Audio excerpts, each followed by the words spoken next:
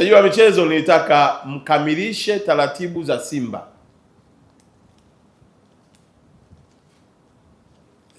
Simu zimekuwa nyingi kwetu na mimi nisingependa kuanza kutoa maoni na kuingilia mchakato,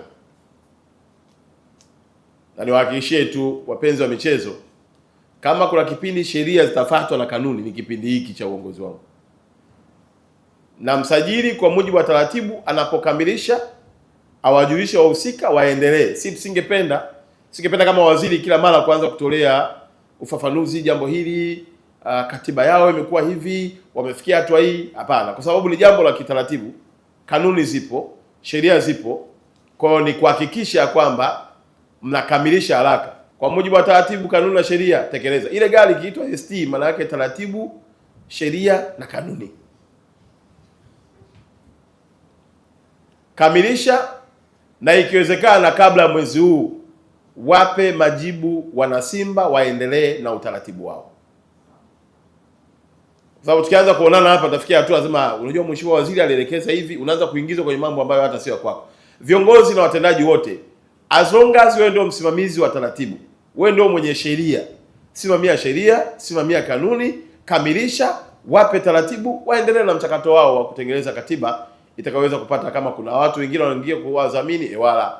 Kama kuna shareholder wengine wanaongeza, ewala. Kama kuna nini, lakini tunachotaka sisi tuone timu hizi zikifanya vizuri na hakuna changamoto ya kiongozi au ya kikatiba ambayo sisi kama serikali jukumu letu kufacilitate na kuwatoa kwenye hiyo mikwamo. Nichukue fursa hii pia kwanza kupongeza timu zetu nne.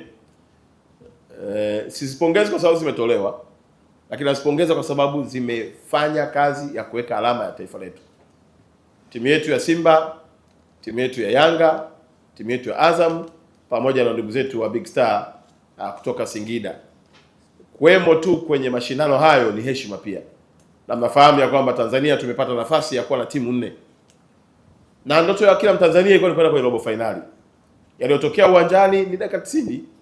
Hatuwezi kuamua tofauti, lakini mimi nawapongeza kuanzia uongozi wao, uongozi wa Simba, uongozi wa Yanga, uongozi wa Azam pamoja na Singida Big Star kwa kazi kubwa nzuri walioifanya ya kufika hatua ya kupeperusha bendera na kufanya mataifa yaje kwenye nchi yetu kuja kucheza na wao, kwa sababu wasingeingia tusingepata hata hizo pesa ambazo ndugu zetu wenye hoteli, migahawa, watu wa chakula wameweza kuzipata.